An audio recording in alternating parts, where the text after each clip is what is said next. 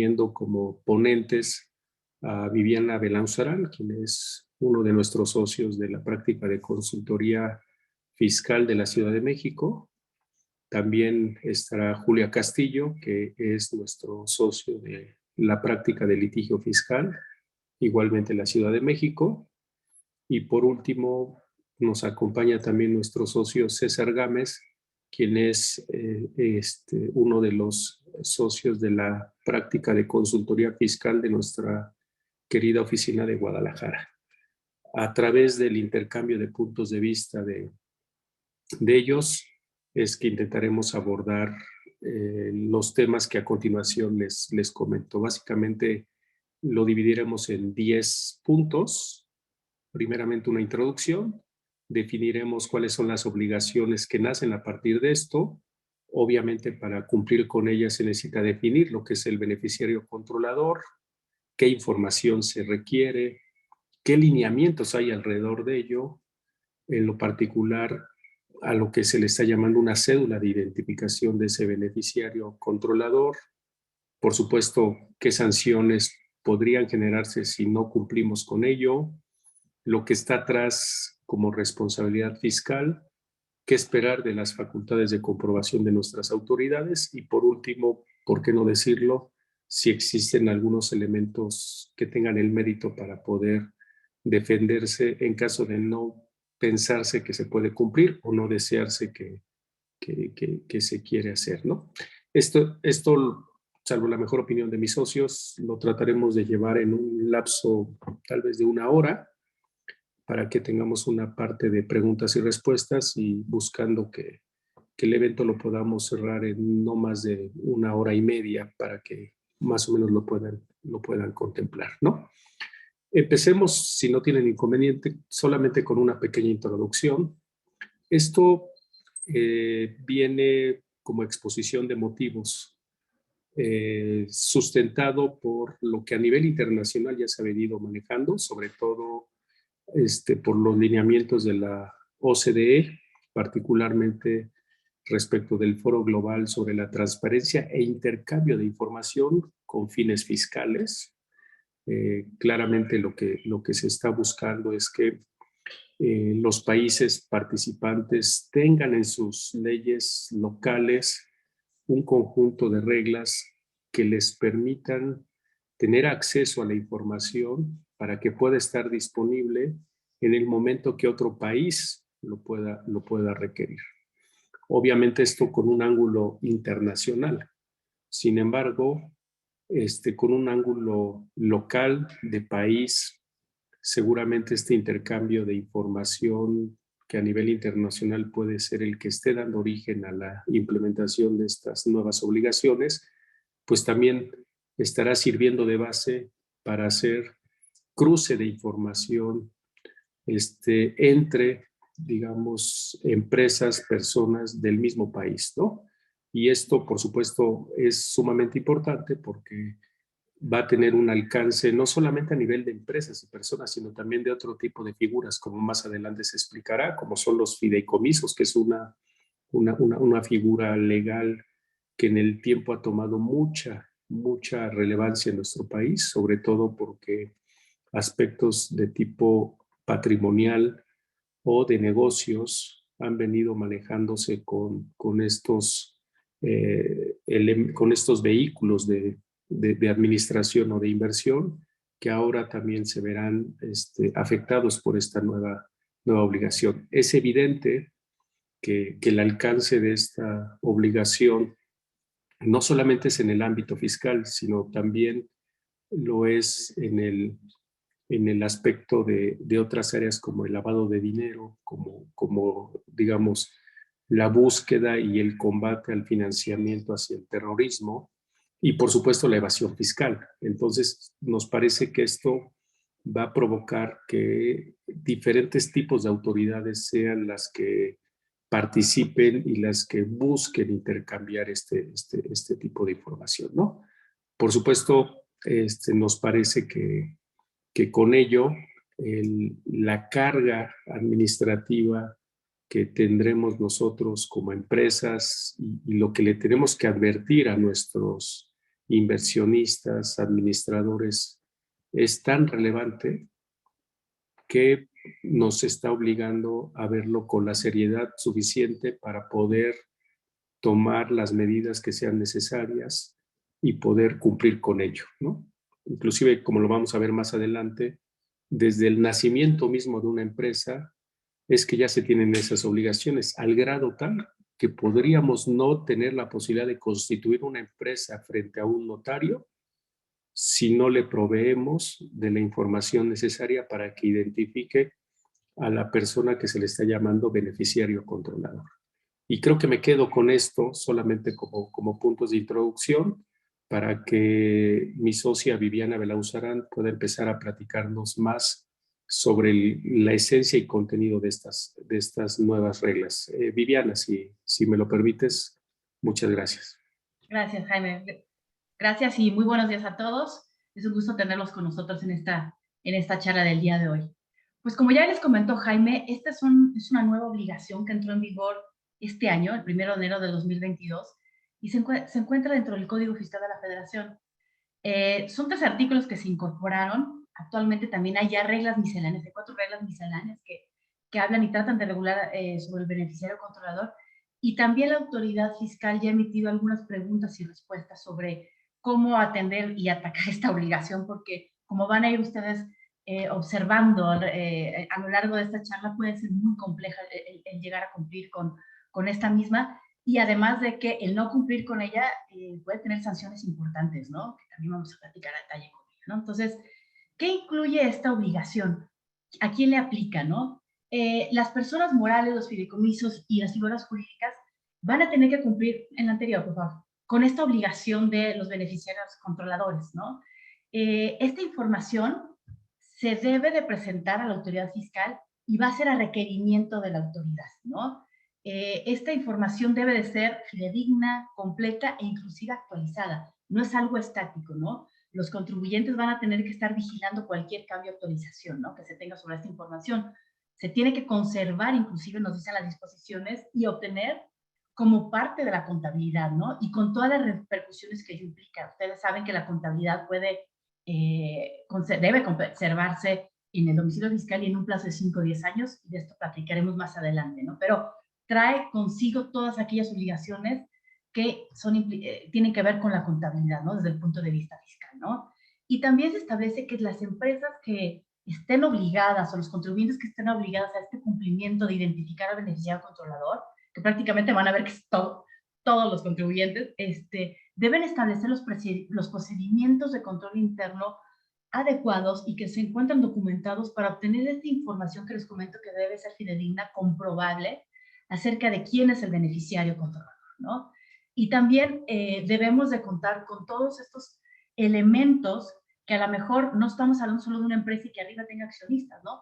Sino puede haber una cadena infinita, ¿no? Bueno, no tanto infinita, pero puede haber una cadena con varios niveles, ¿no?, que le denominamos una cadena de control de titularidad, que debemos de conocer, digamos, lo que es todo el Family Tree, pero vamos a hacer más detalle más adelante sobre estos temas, ¿no? Entonces, es importante identificar la identidad de las personas que están controlando o que son los poseedores de las empresas, ¿no? Ahora sí me ayudan con la siguiente. Entonces, les comentaba que esta información no se presenta de forma espontánea, como aquellos intercambios de información que ya conocemos que son automáticos, ¿no?, como el CRS, ¿no?, o FATCA, ¿no?, sino este intercambio de información va a ser a requerimiento de la autoridad, ¿no?, y deberá ser proporcionada a los 15 días hábiles siguientes a aquel en que surte efectos la notificación donde solicite esta información a la autoridad fiscal, ¿no?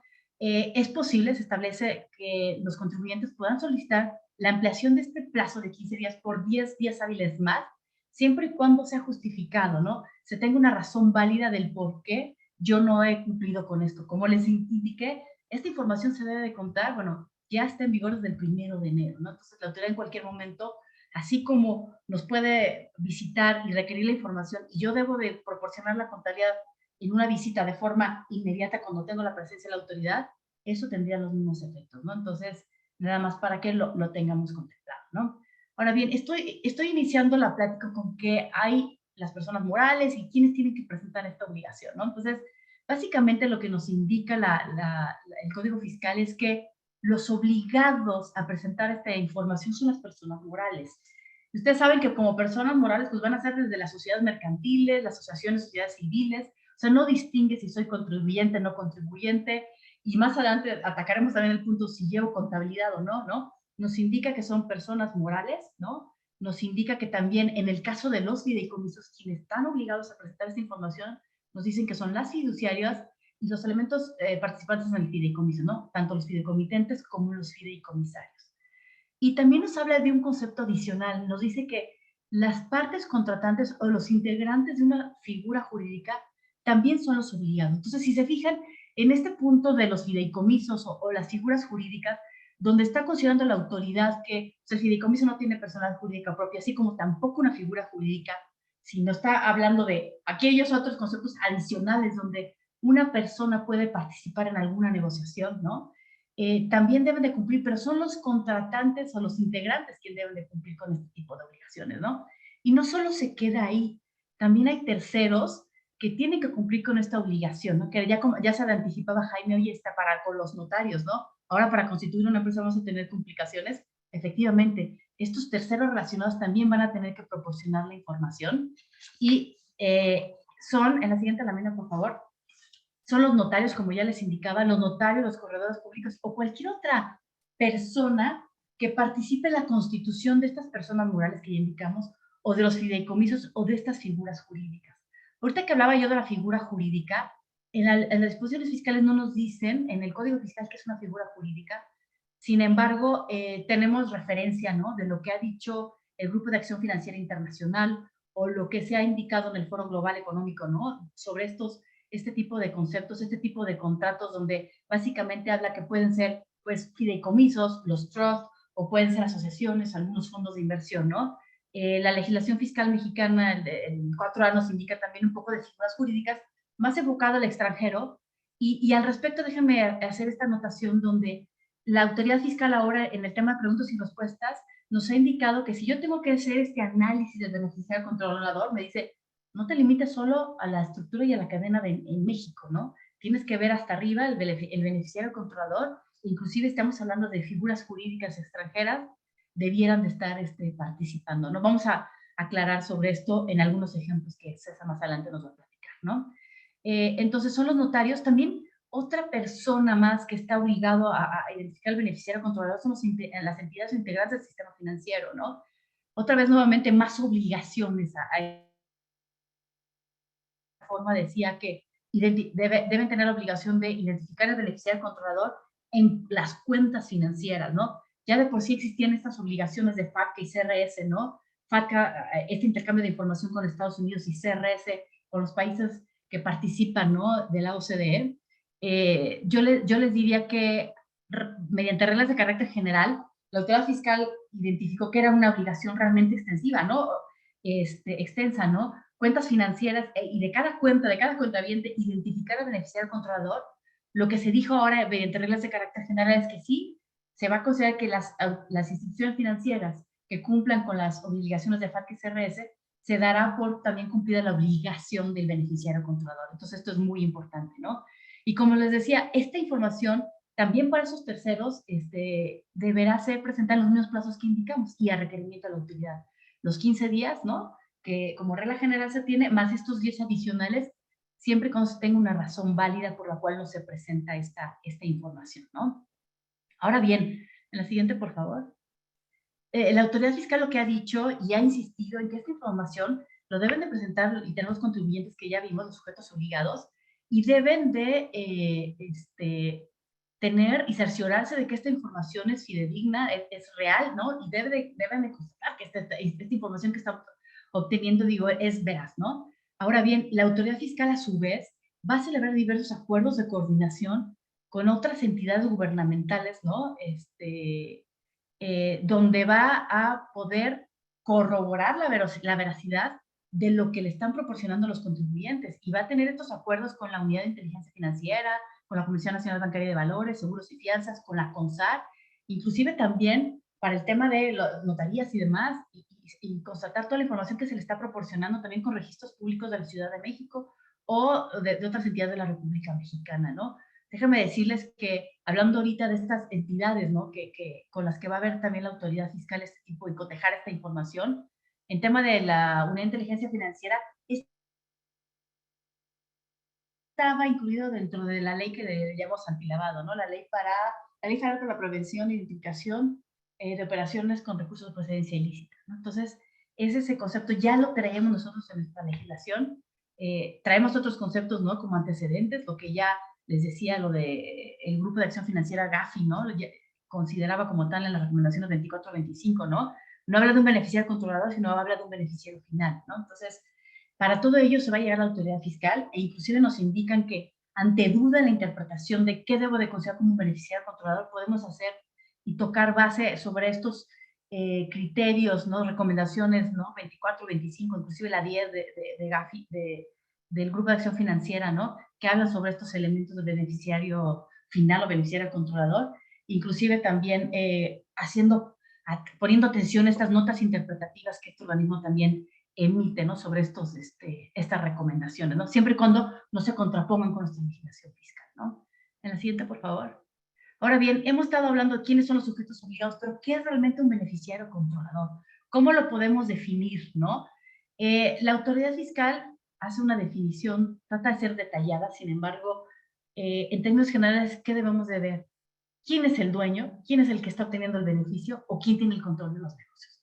Y para tales efectos, se incluye en el artículo 32b quater, ¿qué se considera como beneficiario controlador? ¿No? Primer punto es, tenemos que llegar a identificar quién es la persona física o grupo de personas físicas. No nos debemos de quedar a nivel de empresas. Tenemos que llegar a aquella persona física o grupo de personas físicas que sean las que detenten de forma directa o indirecta y obtengan la propiedad de una empresa, de una persona moral, de un fideicomiso, y que sean los que participen en ellas y tengan un beneficio derivado de esta participación. También se define aquellos que pueden tener el uso o el disfrute o el aprovechamiento de algún bien o servicio, ¿no? En una operación, en una transacción, inclusive cuando se opera a nombre de ellos. Entonces, tenemos que ver siempre el nivel de llegar al nivel 1 de la persona física, 2, que por su participación, tenencia, propiedad, ¿no? En alguna empresa. Ese es el primer supuesto. Entonces nosotros lo llevamos como el beneficiario, el dueño, ¿no? Y el segundo supuesto es quién tiene realmente el control, ¿no? Este mismo artículo 32 nos indica en su fracción 2 quién detenta el control, ¿no? De esta persona moral, del fideicomiso o de cualquier otra figura jurídica, ¿no? Y hablando de control, las disposiciones fiscales nos definen, ¿no? ¿Qué debemos entender como tal, ¿no? En el siguiente, por favor. Y básicamente es, pues, ¿quién puede tomar las decisiones? ¿Quién tiene la habilidad de tomar las decisiones estratégicas y poder cerciorarse de aplicarlas, ¿no? Entonces, el control, ahí viene definido en estos 3 bullets, nos indican quiénes de forma directa o indirecta pueden tomar decisiones en las asambleas de socios o algún órgano equivalente, o bien, quién puede asignar, remover, designar a los consejeros o no, a los miembros del consejo de una empresa, a los administradores. Como les digo, es quién mueve los hilos de las empresas, quién es el que tiene este derecho, ¿no? O esta atribución de poder influir, ¿no? En las empresas y poder tomar estas decisiones estratégicas, ¿no? También nos indican aquellos que sean dueños o titulares, ¿no? De los derechos o de las acciones o del capital, ¿no? Que tengan más del 15% de los derechos a voto, ¿no? Eso es muy importante, ¿no? Y también nos dice que, pues, quien pueda dirigir de forma directa o indirecta, ¿no? La administración, lo que les decía, ¿no? La estrategia, las políticas principales de operación de estas personas morales o los fideicomisos, ¿no? Entonces, si se fijan, básicamente los consideramos en dos grandes grupos, ¿no? Los dueños, ¿no? Y después nos vamos a quien tiene el control. Para estos efectos, las reglas de carácter general también nos dicen, oye, ¿cómo aplicamos esto? O sea, nada más veo al accionista directo, como ya dijimos, tenemos que llegar hasta la persona física. 2, me dice que tengo que aplicar este procedimiento de identificación de forma sucesiva, ¿no? Primero veo quiénes son los dueños. No encuentro los dueños que ya dijimos, los dueños que obtienen beneficios, nos vamos al siguiente elemento. Aplicamos las reglas de control, ¿no? Del control efectivo dentro de estas operaciones, ¿no? Oye, Viviana, una pregunta en esa parte. Digamos, para ver si comparando con lo que, digamos, tenemos por regla general en lo fiscal, ¿no? Digamos, primero, por lo que nos mencionas, la definición de quién participa como accionista, digamos, no importa el porcentaje de participación, ¿verdad? Podría tener Exactamente. el 1% y estar obligado a proporcionarlo, ¿no? Sí, sí, y claro, tú nos vas a ayudar más adelante a explicarnos qué pasa cuando no se puede obtener esa información, pero digamos, en el segundo nivel, que es ya el control, ¿sí? Ahí, digamos, uno de los elementos para el control es quien tiene derecho a voto, cuando menos en un 15%, ¿no? Es correcto, es Entonces, correcto. seguramente nuestro auditorio no debe confundirse que simplemente el piso es el 15%, ¿no? Sino simplemente es solo en caso de que no se pueda obtener la información del accionista beneficiario que es propietario del 1%, ¿no? Exactamente. Y aquí, y lo que te decía, ¿no? Las reglas de carácter general nos dice, primero agota este primer procedimiento. Sí. ¿Quiénes son los dueños? Y no nos dice, oye, solo los mayoritarios, como tú bien indicas. Todos los dueños que identifiques que sean personas físicas. La segunda fase es, vámonos al tema del control. Y también nos dice, va más allá, y esto lo dicen las reglas de carácter general. Y si no tengo elementos ya agotados estos dos procedimientos para identificar una persona física, vamos a pasar a la siguiente. Nos indican, vete por favor a la persona que tenga la administración, y si estamos hablando de empresas que tengan un consejo de administración, identifícame a todos. No me importa si son propietarios, si son suplentes, identifícame a los miembros del consejo de administración, ¿no? Entonces, esto es bien importante a considerar, ¿no? No me dice que, ay, me da flojera identificar o no quiero revelar información, y pues entonces me voy por la salida fácil e identifico a través de los miembros del consejo, del administrador, ¿no? Único, ¿no? Primero tengo que seguir este proceso de forma sucesiva, y si no llego a nada es cuando aplico yo el tema de los consejeros o el tema de los administradores, ¿no? Y tenemos otro tema también bien importante y que causa dudas. ¿Qué pasa con los fideicomisos? Como ustedes son, en el caso de fideicomisos, los obligados a obtener la información del beneficiario controlador son fiduciario, fideicomitente y fideicomisario. Pero también las propias disposiciones, el artículo 32 de Quater también nos indica que para el caso de contratos de fideicomiso, nos dice que los beneficiarios controladores pueden ser los fideicomitentes fiduciarios, van a ser los fideicomitentes fiduciarios y fideicomisarios. ¿Y aquí qué pasa si nos quedamos a este primer nivel y son empresas? El fiduciario siempre es una entidad, ¿no? Entonces, aquí la autoridad debe de aclarar qué es lo que debe de aplicarse, ¿no? Porque si nosotros nos vemos de forma estricta, nos quedaríamos a este primer nivel, a esta primer capa, ¿no? Entonces, es un tema que yo creo que Julia va a profundizar más adelante, pero es un tema que se debe de aclarar y analizar caso por caso, ¿no? Y en la siguiente, por favor.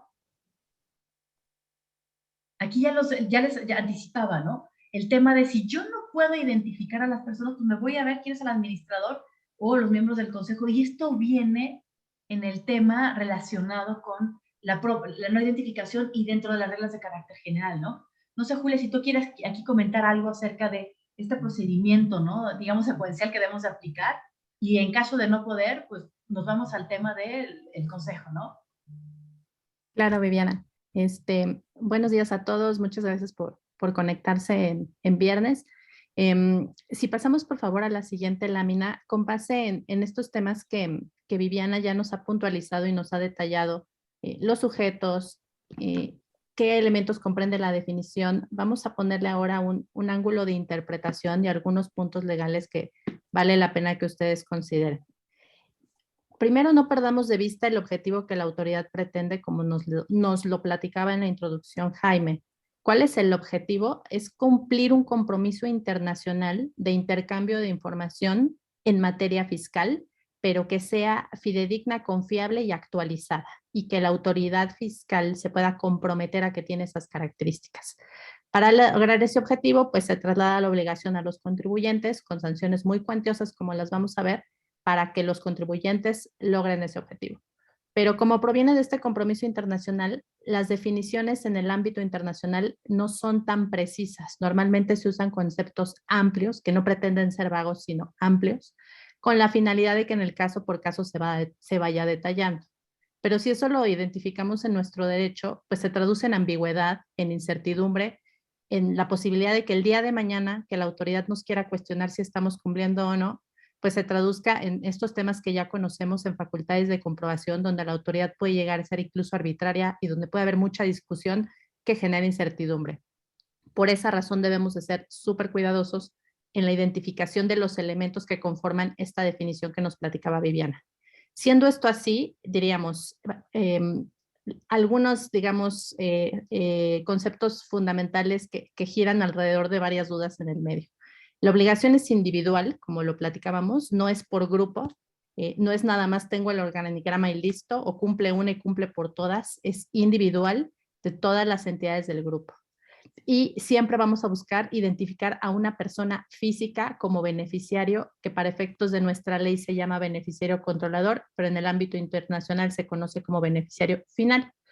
Ahora, la realidad es que la norma sí distingue personas morales, fideicomisos, como explicaba Viviana, y cualquier otra figura jurídica.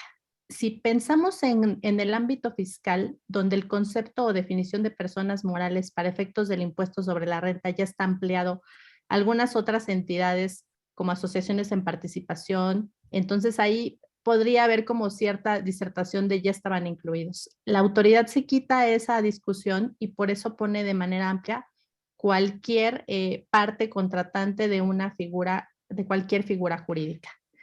Y siempre vamos a estar buscando a una persona física en una cadena que mi socio César va a explicar en varios ejemplos de cómo vamos a identificar esa cadena.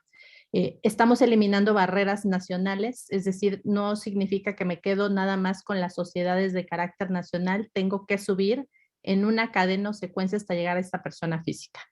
Ahora, ¿qué tipo de beneficio? Porque la ley utiliza justamente este concepto de obtener un beneficio. Tiene que ser un beneficio económico o patrimonial, porque así se establece precisamente dentro de las guías que forman parte, digamos, de la fuente de interpretación que se puede utilizar en la aplicación de estos conceptos y que vamos a profundizar un poquito más. Entonces, tiene que ser un beneficio económico o patrimonial en oposición a los beneficios corporativos que pueden otorgar algunas entidades, fideicomisos u otras figuras jurídicas. Habla también de ejercer derechos de manera amplia, buscar derechos o disposición sobre un bien o servicio. ¿Qué queremos referir? Como decíamos, el objetivo es identificar a la persona que en última instancia, de manera directa o indirecta, tiene ese beneficio económico de la persona moral que específicamente estamos identificando. No nos vamos a quedar en los conceptos legales de decir quién es jurídicamente el titular de una acción, quién es jurídicamente la persona que celebró el contrato, quién es jurídicamente el que tiene el carácter de fideicomitente o fideicomisario. No vamos a hacer esa única distinción, sino que vamos a subir a quien en última instancia tiene ese beneficio económico o en alguna forma se beneficia a través de un aprovechamiento de un derecho, goce, disfrute o de la disposición de un bien o servicio. Ese es el objetivo de identificar. Ahora, el tema de control en comparación con el beneficiario es también un tema que es interesante en la interpretación porque surge la duda de decir, tengo que identificar simultáneamente a quién es el propietario final. No, ya dijimos, es quién es el beneficiario final en última instancia, en cualquier forma, de la manera más amplia. Y la segunda pregunta es, bueno, ¿y puedo elegir entre quien sea el beneficiario final o quien ejerce el control? Y la respuesta es no, no elijo indistintamente uno u otro. La ley no es clara, la obligación en el Código Fiscal está en 3 artículos, entonces no está suficientemente regulada, pero si atendemos a las normas de interpretación y a la resolución miscelánea, de ahí podemos obtener algunas ideas interesantes.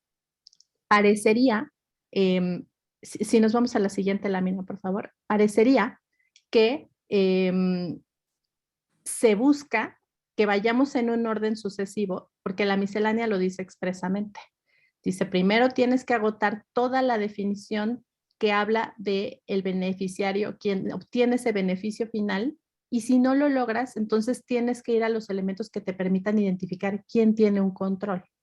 Eso es lo que pretende la definición conforme a la legislación miscelánea. Tienes que ir en orden sucesivo hasta identificar estos elementos. Ahora, podríamos decir entonces que tal vez la miscelánea está yendo más allá de lo que dice la ley, porque la ley no dice expresamente que tienes que ir en orden sucesivo, simplemente te da los conceptos para identificar quién podría tener esa característica de beneficiario. Entonces surge ante esta, digamos, disertación entre si la miscelánea está yendo más allá de lo que dice la ley, surge entonces el elemento de la fuente de interpretación a través de las guías. Y particularmente si atendiéramos a la guía sobre transparencia y beneficiario final que emite justamente Gafi o el Grupo de Acción Financiera Internacional, profundizan un poco más en este concepto del beneficiario final y aunque no es 100% claro, pretenden identificar, como decía Viviana, a todas las personas que tengan este beneficio último patrimonial en cualquier manera, ya sea a través de aprovechamiento, disposición de bienes o beneficio económico, pretenden identificar a esa persona que tiene ese beneficio final, cualquiera, y de manera, digamos, complementaria quienes ejerzan el control. Entonces, estas guías de interpretación dan a entender que efectivamente es ese orden sucesivo que se busca. Por supuesto, la ley no es clara y habría elementos de interpretación para identificar que como la ley no distingue, tendrían que reunirse tal vez todos los requisitos para poder hablar de un beneficiario controlador. Es decir, ¿qué pasaría si dijéramos que la definición de beneficiario controlador conlleva a que tiene que tener la característica tanto de beneficio patrimonial último como ejercer el control? Porque la ley, si vemos el código fiscal, en ningún lado dice específicamente que tenga que ser en forma sucesiva o que sea uno u otro. Son estas interpretaciones las que nos pueden llevar para allá. Ahora, ¿qué pasa con este tema del beneficio derivado de su participación?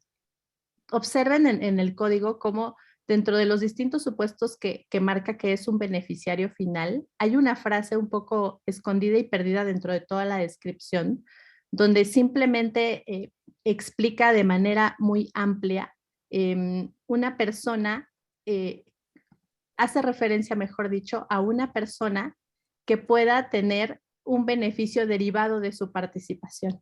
Y en esa parte me parece que la definición es un poco ambigua y también da lugar a esta interpretación. Ahora vamos al tema de la regla residual.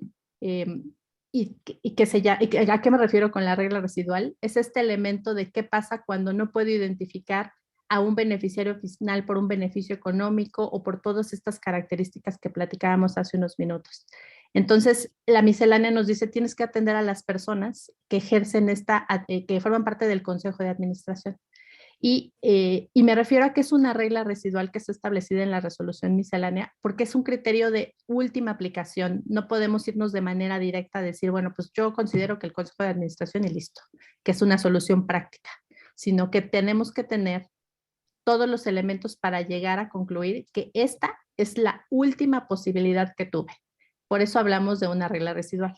Ahora, tiene que ser una imposibilidad objetiva y por eso hablo de una imposibilidad jurídica, porque en el ámbito jurídico no basta con que una persona materialmente no pueda ejecutarlo porque tenga ciertos obstáculos. La imposibilidad jurídica requiere que objetivamente exista una barrera insuperable o que puedan existir causas por caso fortuito, fuerza mayor o causas objetivamente imputables y que hagan que verdaderamente no sea posible cumplir el deber que en este caso es una obligación de hacer. Entonces, con esto lo que les quiero decir es que si queremos aplicar esa regla residual para tener como información del beneficiario controlador a las personas que integran el Consejo de Administración, deberíamos de tener los elementos documentales que prueben que en efecto apliqué toda la cadena para tratar de identificar a una persona que tenga un beneficio económico o que tenga un aprovechamiento de alguna manera de un bien o la disposición o su participación en el capital social o políticas o directrices y después de aplicar todo eso no lo logré. pero debe de ser un obstáculo objetivo. Y eso no necesariamente incluye un obstáculo que en la práctica es muy común en los grupos multinacionales, donde la información no está a la mano o no es fácilmente obtenible. Ese elemento por sí solo no sería suficiente para demostrar la imposibilidad jurídica.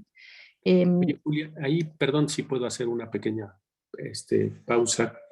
Creo que para nuestro auditorio puede ser muy importante este tipo de enfoques, tal vez por las siguientes reflexiones, ¿no? Sobre todo en el ámbito internacional, podría llegar a pensarse que estas nuevas disposiciones son extraterritoriales. ¿Qué significa? Que pedirle información a un accionista que está en algún otro país, y creo que más adelante César nos pondrá algunos ejemplos, pues podría generarle una obligación respecto de una ley de un país como México que pudiera sentir que no tiene obligación de cumplirla, ¿no?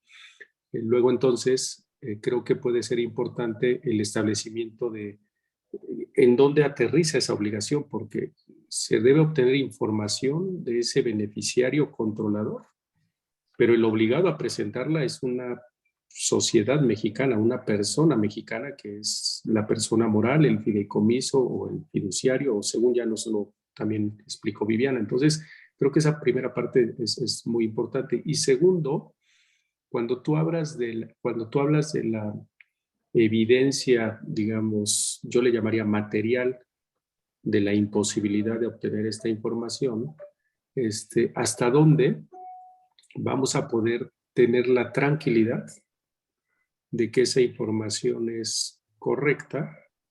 Y voy a poner un ejemplo indebido, pero bueno, al final puede ilustrar, ¿no?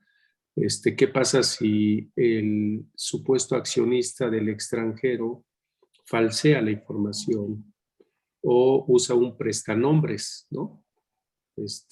Creo que ahí hay dos elementos muy interesantes que habrá que meditar, porque hoy, como están escritas las reglas, pues lo que se busca es precisamente encontrar al beneficiario final, ¿no?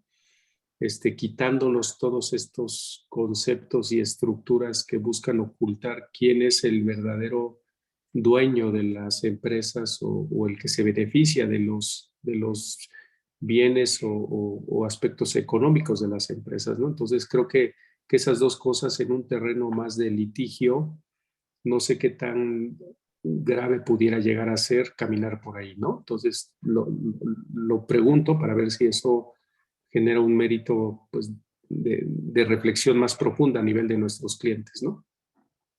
De acuerdo.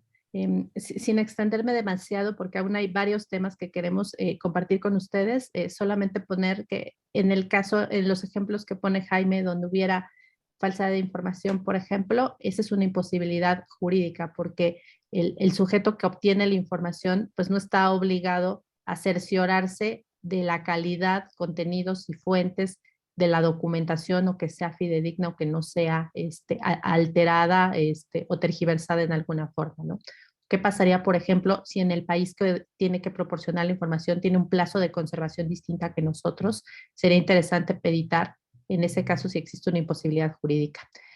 Para seguir avanzando, porque hay varios temas que queremos comentar con ustedes y mis socios aún tienen varias cosas que platicarles, me salto al tema de las sociedades públicas en esta misma lámina, porque es una pregunta bastante común también. ¿Qué pasa con las sociedades que cotizan en bolsa? ¿Tienen o no tienen esta obligación?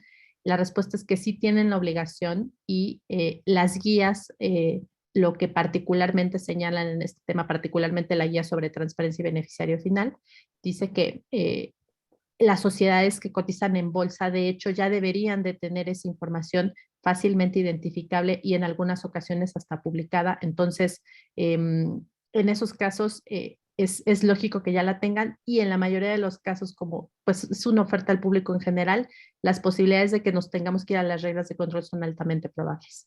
Finalmente, el tema que platicaba ya Viviana y adelantaba, en una norma especial en el caso de fideicomiso para identificar un beneficiario controlador. La realidad es que la norma tiene una contradicción, porque por una parte, de manera expresa, nos dice en un párrafo que el beneficiario controlador será el fideicomitente, fideicomisario o fiduciario. Pero en otra parte da a entender que debería de aplicarse las mismas reglas de control y toma de decisiones. Entonces, siendo eso así, existiendo esa antinomia en la propia norma, pues nosotros pensamos que sí hay elementos para sostener que podrías considerar que hay una norma especial en el sentido de que en el caso de fideicomisos, en el beneficiario controlador, no tienes que buscar toda esa cadena y secuencia, sino considerar directo al fideicomitente, fideicomisario y fiduciario.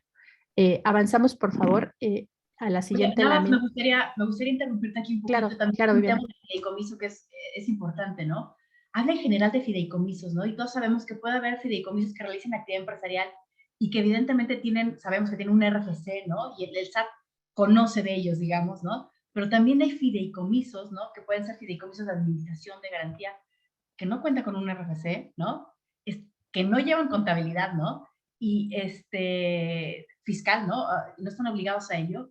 Aquí también yo creo que la autoridad debe de aclarar este tipo de cuestiones que se van a ir presentando, ¿no? Si tenemos que cumplir o no, si ni siquiera tenemos un RFC, ¿no? En el caso de fideicomisos, ¿no? ¿Cómo nos van a estar ahí identificando, ¿no? Y si yo no llevo ni la contabilidad, no estoy obligado a llevar una contabilidad fiscal tampoco, si tengo que cumplir con esta obligación, ¿no? Claro. Pareciera que como está la norma es sí, ¿no? Aunque no tengas ni RFC, ¿no? Ni contabilidad, pero sí, yo creo que el caso de los fideicomisos es algo muy particular y también el caso de las sociedades bursátiles que comentabas, también lo que te aclara las guías es, oye, casi ni le pongas atención a una bursátil porque ya hay registros, la bolsa y demás. Sin embargo, las reglas en México no te eximen de ir a identificar el beneficiario controlador, ¿no? Esa también es una diferencia Sí, importante, ¿no? Porque sí. FATCA, por ejemplo, CRS también te dice, oye, si ya estamos hablando de grupos bursátiles, estamos hablando de este tipo de entidades donde ya hay demasiada información proporcionada, ¿no? Ante la autoridad fiscal, ante la autoridad financiera, ¿no? Esta norma particular, ¿no? De beneficiario controlador sí le aplica en México a las sociedades bursátiles y sí deberían estar identificando, ¿no?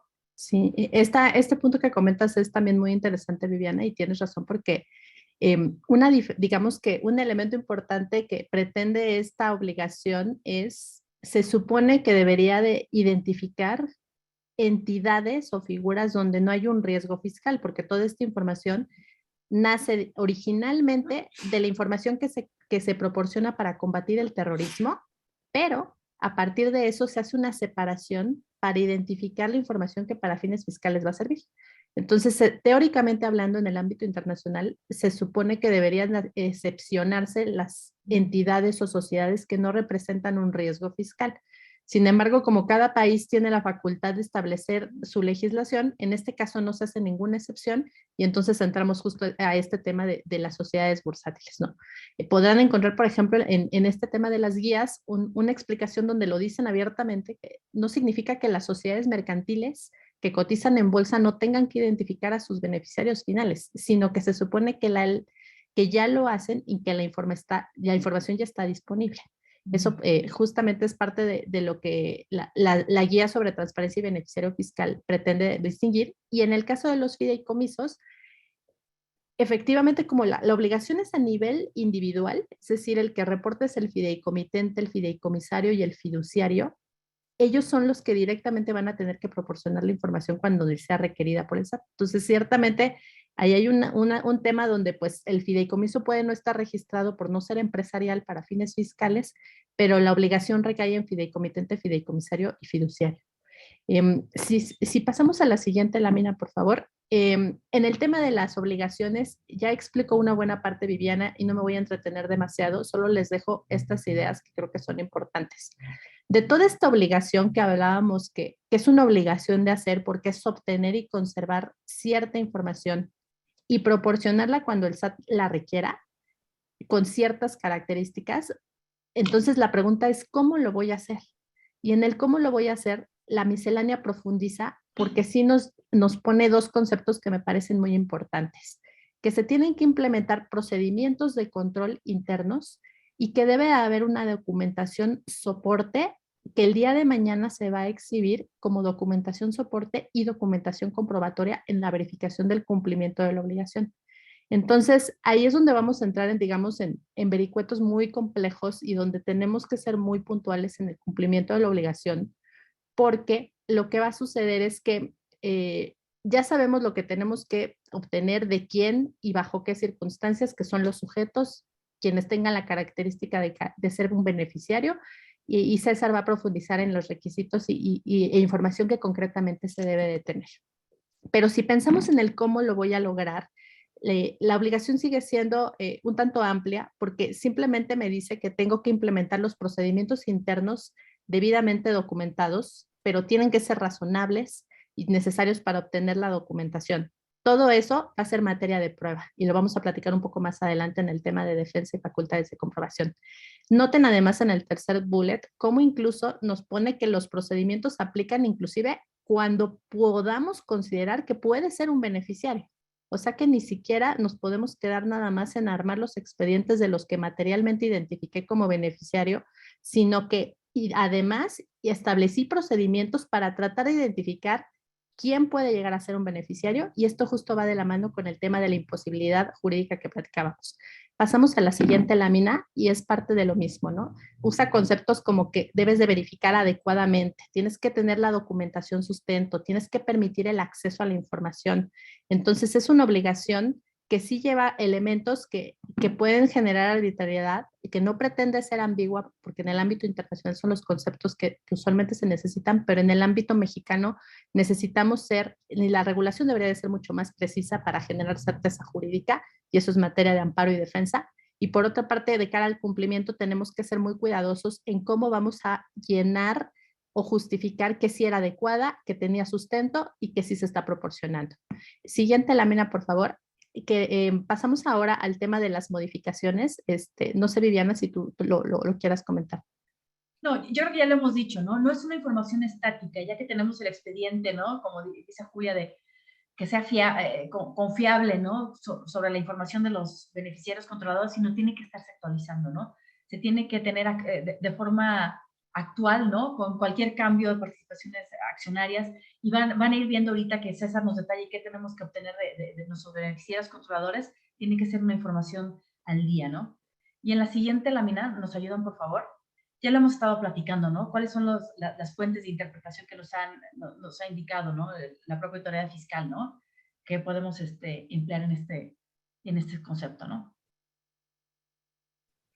César, te cedemos la palabra si nos ayudas con todo este tema. Claro, buenos días a todos. Como ya se ha estado platicando, la complejidad de identificar a los beneficiarios controladores, la obligación está vinculada con las empresas en México. Sin embargo, eso no impide que esas compañías tengan que escalar en toda la estructura corporativa hasta que lleguen al punto de identificar a personas físicas, sean mexicanas o extranjeras. Entonces, el ejemplo que están viendo en pantalla, digamos, es una estructura relativamente pequeña para un corporativo en México que es poseído por compañías extranjeras. En este caso pueden observar desde la parte inferior a Mexco 2, que será una subsidiaria de Mexco 1, que es la holding mexicana, y a su vez hay una holding en Luxemburgo, después hay un trust en Estados Unidos, y finalmente personas físicas extranjeras de nacionalidad o de ciudadanía americana. En este sentido, aquí existiría la multiplicidad de la obligación, puesto que tanto Mexco 2 como Mexco 1 tendrán que tener los expedientes de sus beneficiarios controladores, en donde tendrán que hacer ese procedimiento con los medios de control que ya comentaba Julia, qué procedimientos se implementaron para lograr identificar a estas personas, y una vez que se identificaron, obtener la información que ahorita en unos instantes voy a comentar de cada una de estas personas físicas. Y aquí el tema es que tanto Mexco 1 como Mexco 2, al ser personas morales, posiblemente van a tener los expedientes de las mismas personas, que son las que se encuentran hasta la parte superior de la estructura. Entonces, no tenemos hoy en día ninguna facilidad que le permita a estas dos compañías mexicanas que compartan la información y que con el hecho de que una cumpla, releva la otra del cumplimiento. Entonces, y la otra complejidad que vamos a tener es que en este tipo de corporativos extranjeros es muy probable que topemos con pared, porque posiblemente la holding de Luxemburgo pues difícilmente nos quiera compartir esa información, o el trust de Estados Unidos. Ahí va a ser digamos, la labor de convencimiento que tiene que hacer en este caso las dos compañías mexicanas, para lograr obtener la información. Y como bien comentaba tanto Julia como Viviana, en caso de que se hizo todo lo posible, y como también señalaba Jaime, y materialmente tenemos elementos de convicción para demostrar que no logramos obtener la información de esas tres personas físicas americanas, entonces podemos acceder a la facilidad de utilizar la información de los miembros del Consejo o del Administrador General Único, dependiendo de la figura del órgano administrativo que tengan estas dos personas morales mexicanas.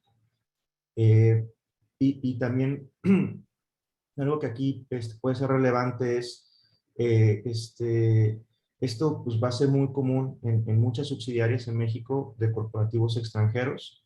Entonces, sí va a ser una labor de convencimiento en donde un elemento que pueden utilizar es que México no es el único que tiene esta obligación. Hay otros países, por citar algunos, España, Estados Unidos, Colombia, Holanda, etcétera, que ya tienen una obligación similar con otros lineamientos o parámetros, con inclusive otro nombre, ¿no? Se puede denominar beneficiario final, beneficiario real.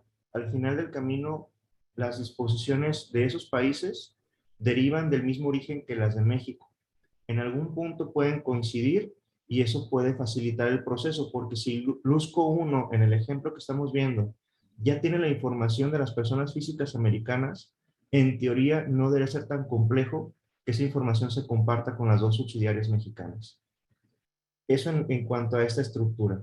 Oye, César, tal vez con tu experiencia internacional también no descartar que en el futuro se hagan adecuaciones, por ejemplo, a la aplicación de los tratados para lograr tasas reducidas de impuestos o reducciones o exenciones que las condicionen a que se proporcione la información del beneficiario efectivo. Hoy muchos tratados dicen que todo esto aplica cuando se trate de los beneficiarios efectivos sin ponerle más condiciones, pero no necesariamente es el beneficiario controlador, ¿no? Entonces, seguramente, ¿no? No sé qué pienses, pero por ahí va a caminar hacia adelante este tipo de cosas, ¿no?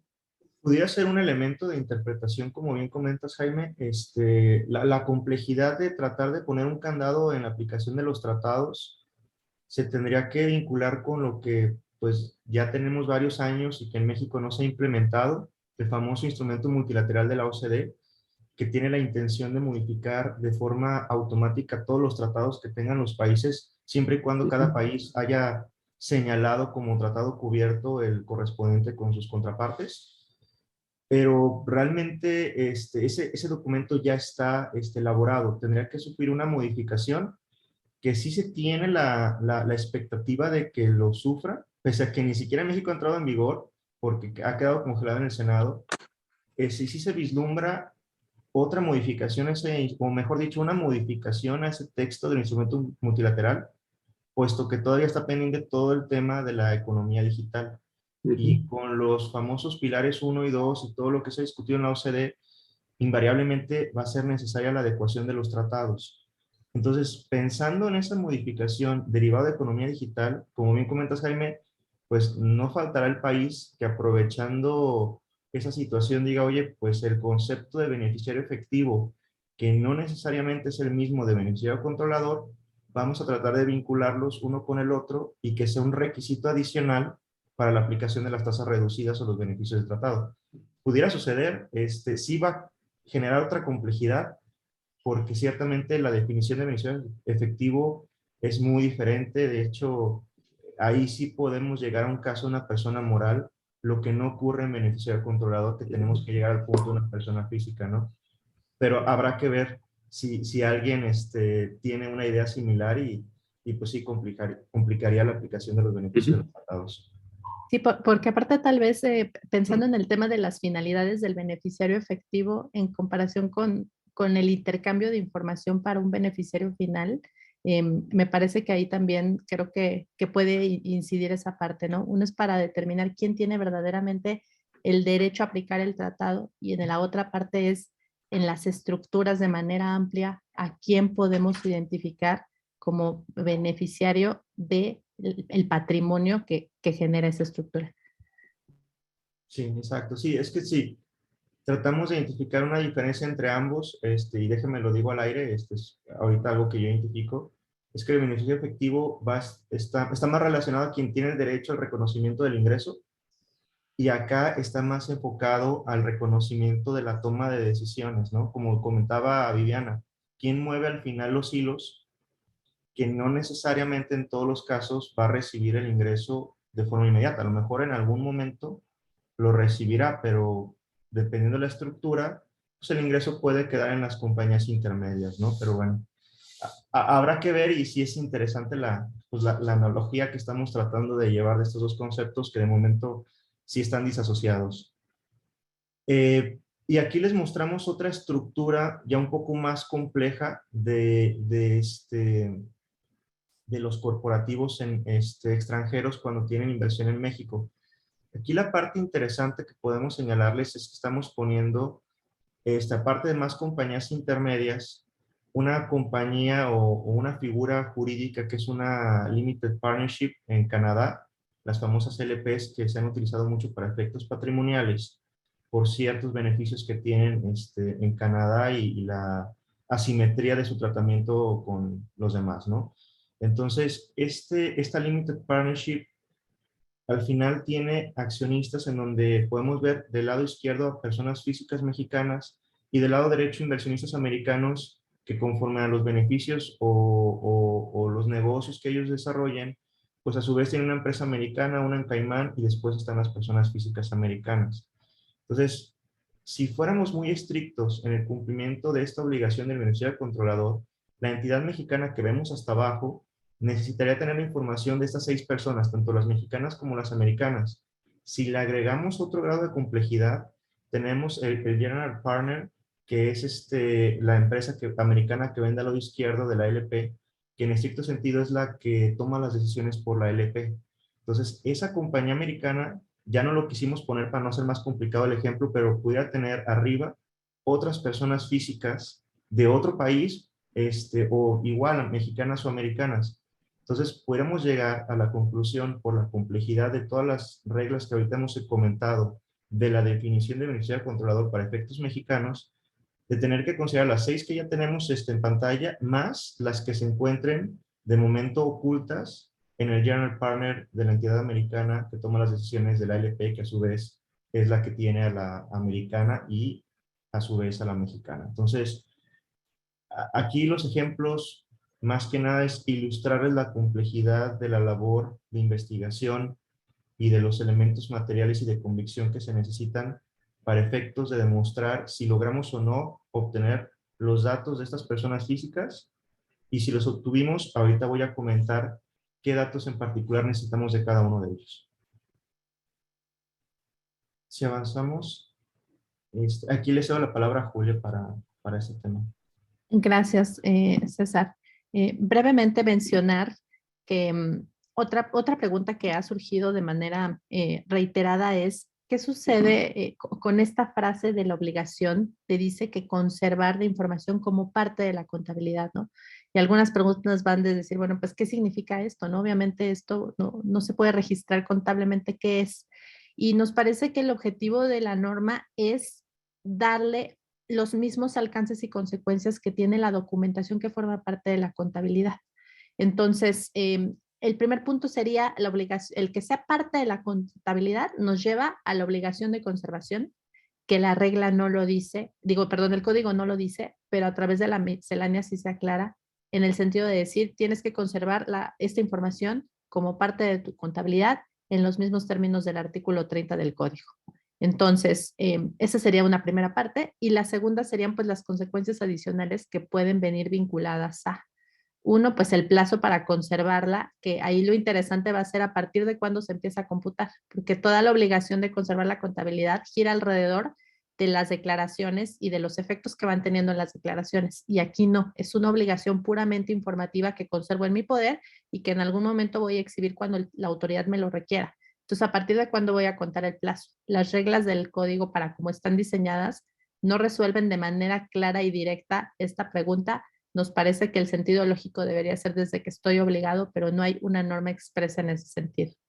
Y en ese mismo sentido, habría que cuestionarse si algunas reglas de excepción que nos llevan a la conservación de 10 años o inclusive durante toda la vida de la sociedad podrían inclusive interpretarse que podrían resultar aplicables.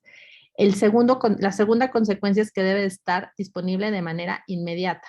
Y los tribunales han dicho que de manera inmediata es ni siquiera un plazo corto, es en ese mismo momento porque estás obligado a conservar la contabilidad en tu domicilio fiscal. Entonces, ya veremos que el tema de la integración de la información no basta con tenerla aisladamente, sino estar bien preparados para tener un expediente que pueda ser proporcionado de manera inmediata y en el caso particular, pues en el plazo de 15 días que la autoridad nos otorga, pero que si fueran facultades de comprobación, una visita domiciliaria en el domicilio es en ese momento.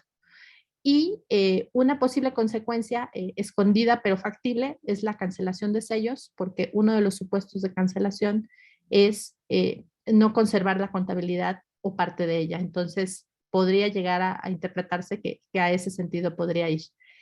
¿Qué pasaría entonces con los que no están obligados a llevar contabilidad? Que es otra pregunta que nos han hecho muy frecuentemente. Si yo no estoy obligada a llevar contabilidad, pues entonces no tengo que conservarla. La respuesta sería no.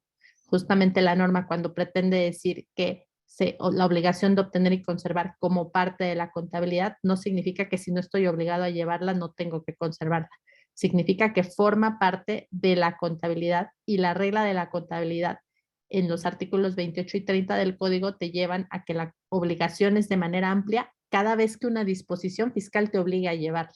Entonces aquí ya tenemos una norma expresa que me obliga a conservarlo como parte de la contabilidad. Seguimos adelante y cambiamos, digamos, de tema y le cedo la palabra a César para que nos platique ya con detalle de la información que se debe de obtener. Gracias, Julia.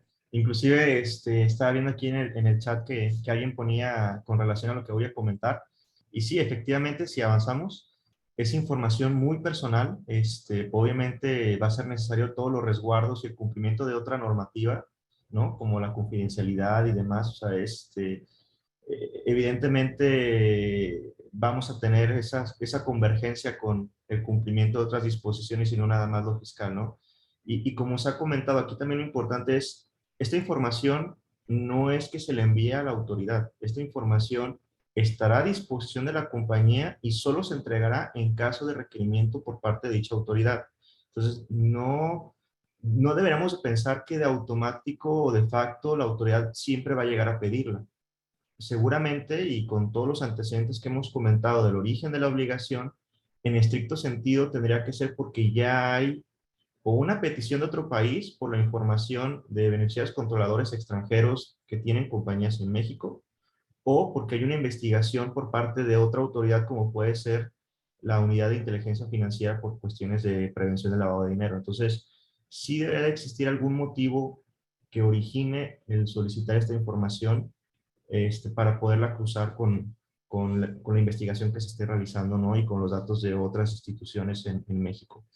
Entonces, bueno, aterrizando en la información que se requiere por cada uno de los beneficiarios controladores y también recordando, y lo vamos a ver, Julia nos lo va a comentar, las sanciones si no se tiene la información por cada uno de ellos. Entonces, en la medida que no cumplamos con todo este listado por cada beneficiario controlador, va a ser el número de sanciones que vamos a tener en puerta en caso de incumplimiento, ¿no? Entonces, requerimos el nombre, apellidos completos, con el documento oficial que acredite la identidad de esta persona, su alias, fecha de nacimiento, en su caso de defunción, sexo, país de origen, nacionalidad, CURP o su equivalente, porque pueden ser personas extranjeras, como lo hemos comentado, país o jurisdicción de residencia, tipo y número de clave de la identificación oficial, clave del RFC o su equivalente, el Tax ID para otros países, estado civil, identificación del cónyuge, el régimen patrimonial en el cual se encuentra casada esta persona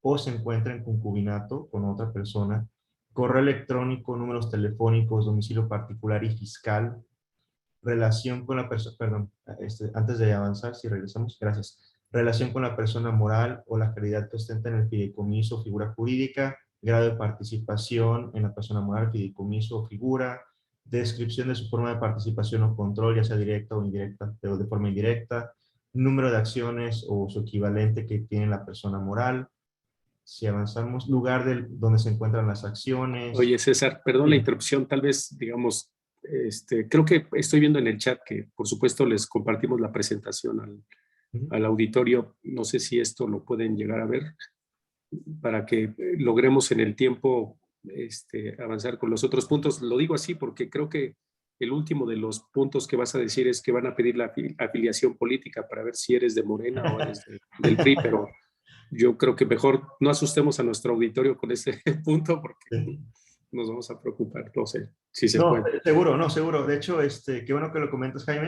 Yo creo que podemos avanzar un poco más rápido. Como bien dices, la presentación se va a compartir. Aquí, en esta diapositiva, nada más hacer referencia de que, como ya se ha platicado en cuanto a la cadena de control, y eran los ejemplos que veíamos, si hay personas morales intermedias, también se requiere información de las personas morales intermedias con la finalidad de que la autoridad pueda tener claridad en cómo llegamos a identificar al beneficiario controlador en la estructura, ¿no? Si avanzamos, y en el caso de, bueno, también si quieren avanzamos a la siguiente, en el caso de los notarios o fedatarios públicos, ellos adicionalmente van a tener que tener información de los beneficiarios controladores en las particularidades de su involucramiento, ya sea en la constitución de la persona moral, del fideicomiso, etcétera, ¿no? Entonces, también hay información detallada al respecto por parte de estos fedatarios públicos. Y si avanzamos, Oye, César, nada más aquí es importante esta fracción 5, ¿no? Si bien el código nos indica que deben dar información sobre la constitución de empresas, ¿no? Esta fracción 5 va más allá, ¿no? De las reglas de carácter general, donde está diciendo, oye, y aumentos de capital, ¿no? Como que ya, si ya se trata de pedir, en adición esto, y está yendo más allá la autoridad sobre esta información, ¿no? exacto. Y de hecho, qué bueno que lo comentas, Diana, porque también ha sido de las discusiones, porque eso no está previsto en la norma, ¿no? Como está redactada. Y seguramente Julia nos puede comentar, pues, qué elementos, ¿no? Para efectos de los notarios, en cuanto a una defensa contra lo que dice esta regla que va más allá, pudieran tener en caso, pues, de no tener esa información, ¿no? De acuerdo. Y que en esa parte, digo, por supuesto, no se trata de darles alguna asesoría indebida a nuestros clientes, pero hoy la solución empieza a ser constituir una empresa con personas físicas, con un capital pequeño, para no tener un obstáculo frente a nuestros queridos notarios, y acto seguido, pues vende las acciones, pero justamente como lo dice Viviana, ¿qué pasa en el momento que va a haber una aportación de capital ya de los accionistas reales? Claro. Si lo vemos desde un punto de vista legal, recordemos que conforme a la Ley General de Sociedades Mercantiles, mientras sea capital variable, no se necesita protocolizarlo y llevarlo ante notario. Pero, por contra, hoy tenemos a una autoridad fiscal que por esa aberración de querer una fecha cierta, nos está pidiendo que todo se lleve protocolizado, ¿no? Entonces, creo que hay grandes temas de discusión con nuestros clientes respecto de estas nuevas reglas, ¿no? Sí, El totalmente. tema de la defensa por el tiempo lo comento si gustan al final. Con todo gusto. Perfecto.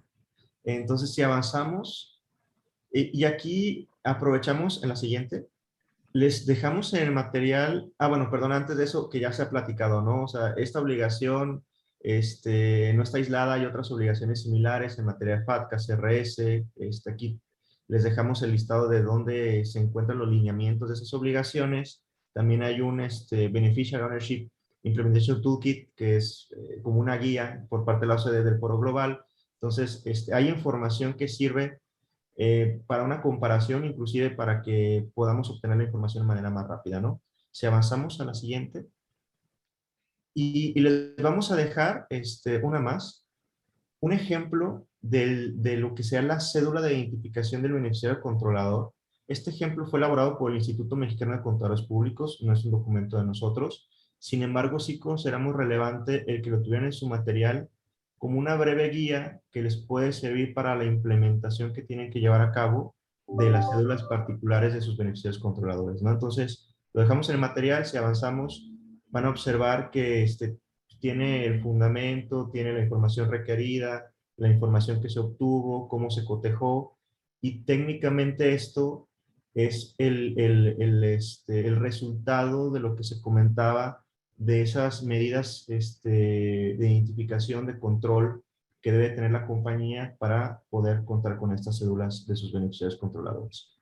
Si avanzamos y nos pasamos ya directamente a al siguiente tema. Digo, les vamos a dejar el ejemplo, cómo se fue llenando ahí.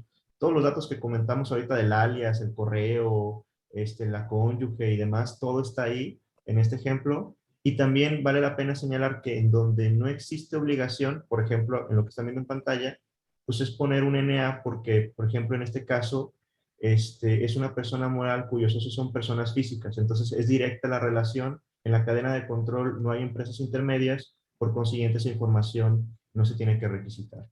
Si avanzamos. Y aquí le cederé la palabra a Julia para el tema de infracciones y sanciones. Gracias, César.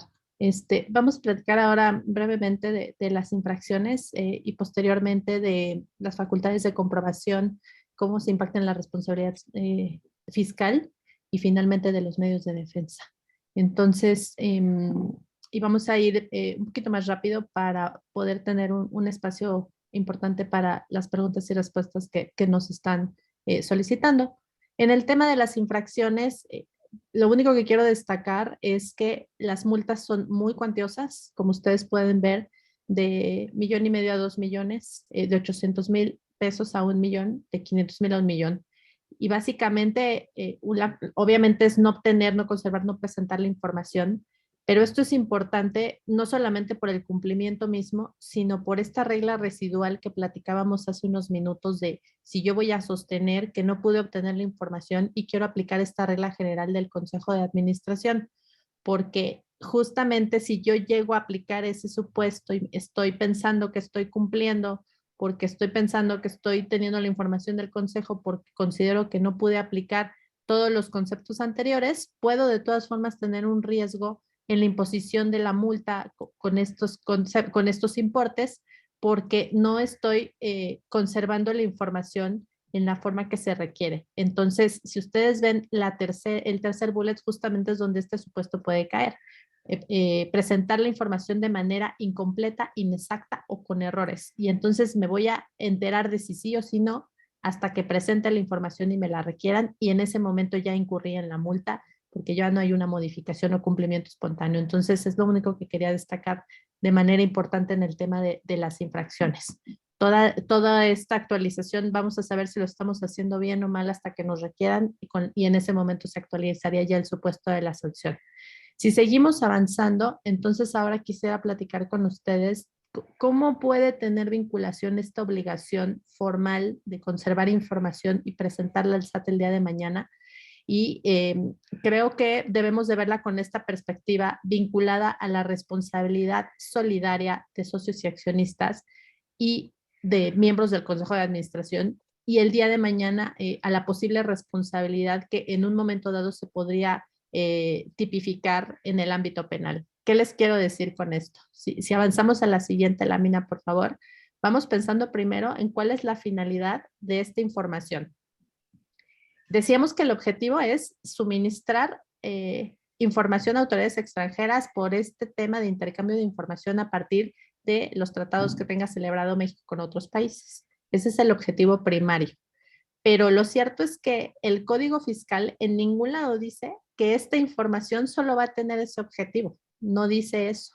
Dice, podrá suministrarse a las autoridades previa solicitud al amparo de un tratado, pero tampoco limita a que sea exclusivamente para esos fines, como sí se señala, por ejemplo, en el secreto fiscal, que se delimita muy claramente para qué se puede utilizar. Entonces, ahora combinemos esta información que el día de mañana va a obtener la autoridad con dos facultades que tiene la autoridad. Por una parte, ustedes recordarán que en materia de RFC, en los últimos años se han adicionado muchas facultades en materia de RFC para mantener por una parte actualizada la base de datos y por otro lado para tener información en tiempo real de los socios, de los accionistas y de las modificaciones tenencias accionarias.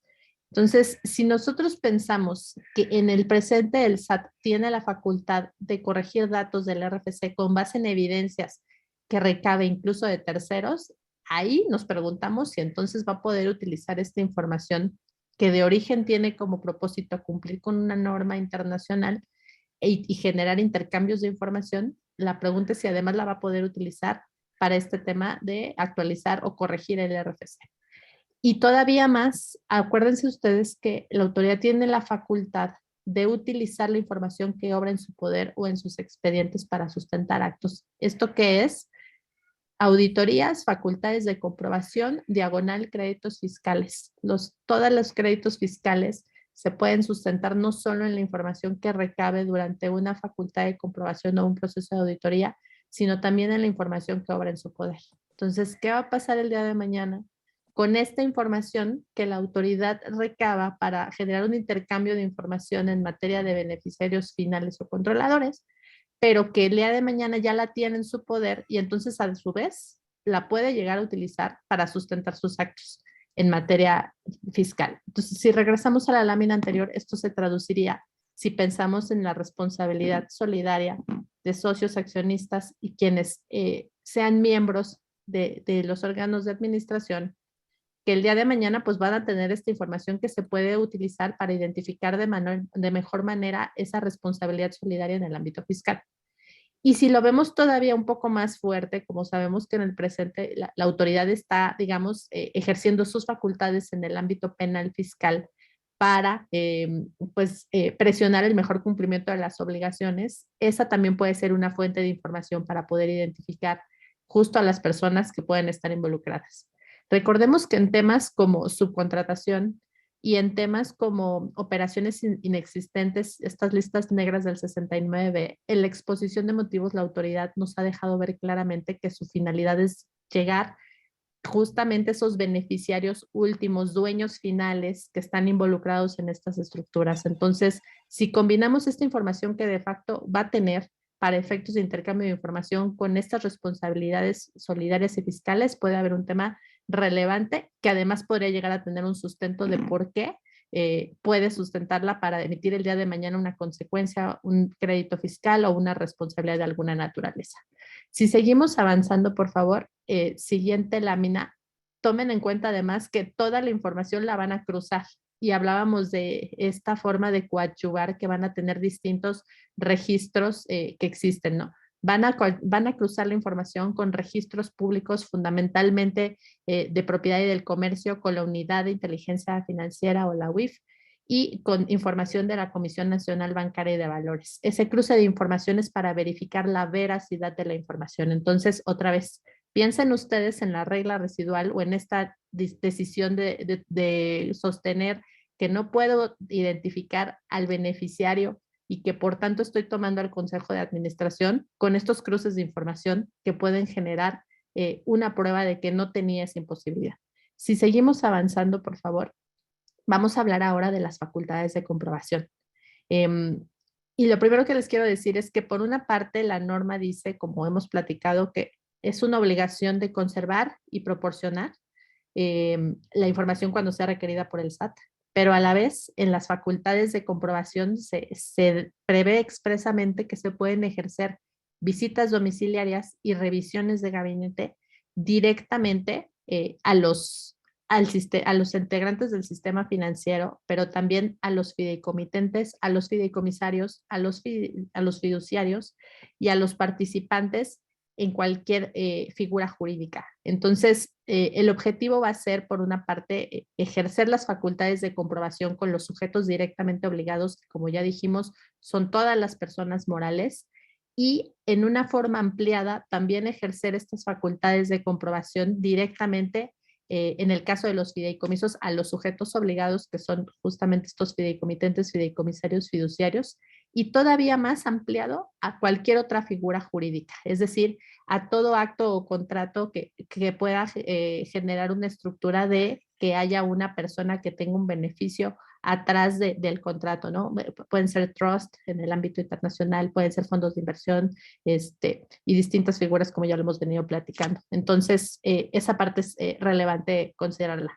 Ahora bien, para las facultades de comprobación, ¿qué vamos a tener entonces que tener cuidado? Pues justamente poder demostrar que cumplimos con estos procedimientos. Por eso destacaba yo en unas láminas previas que el cómo se cumple la obligación, porque justamente dentro de la facultad de comprobación, lo que la autoridad va a querer identificar de nuestra parte es que efectivamente cumplimos con los procedimientos de control internos, que eran adecuados, que eran razonables, que la información efectivamente es fidedigna, que está completa, que está actualizada, más los datos que ya pues en las láminas previas se explicaban, la identidad, la cadena de control, la cadena de mando.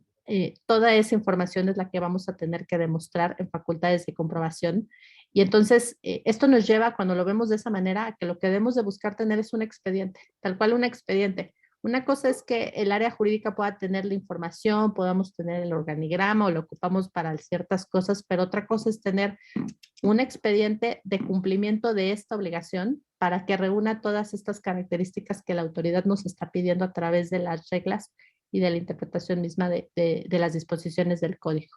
Porque el día de mañana vamos a tener que poder demostrar que pues es la documentación comprobatoria de que se cumplen con estas características. En lo demás yo le diría, para los sujetos obligados, personas morales, las facultades de comprobación funcionan exactamente igual. Y se adicionó un procedimiento para visitas domiciliarias y revisión de gabinete para los sujetos particulares de fideicomiso, pero en esencia funciona exactamente igual que cualquier revisión de gabinete con el sujeto directamente obligado. Simplemente se tenía que establecer pues para darle esa obligación a este tipo de entidades. Si seguimos avanzando, ahora quisiera yo platicar con ustedes de los medios de defensa. Porque pues obviamente, como vemos en este caso, tenemos una obligación que es proporcionar información, pero no se tiene que proporcionar de manera periódica, sino conservarla en mi poder cuando me la requiere el SAT. Tenemos una obligación que, como decía yo al inicio, pues por una parte utiliza conceptos que son sumamente amplios y que en el derecho mexicano generan incertidumbre jurídica y arbitrariedad a la vez, porque no vamos a poder definir plenamente quién tiene o no el aprovechamiento, cuándo a su nombre se está ejecutando una transacción, tiene o no la capacidad de mando, tiene o no las políticas de decisión. Todos esos conceptos van a ser objeto de discusión. Entonces, siendo eso así, pues los medios de defensa son un camino en el que por supuesto podemos pensar. En el caso del juicio de amparo, yo les diría que la primera oportunidad fue con la sola entrada en vigor de la disposición al inicio del año. Ese es un primer momento, pero eso no significa que sea el único.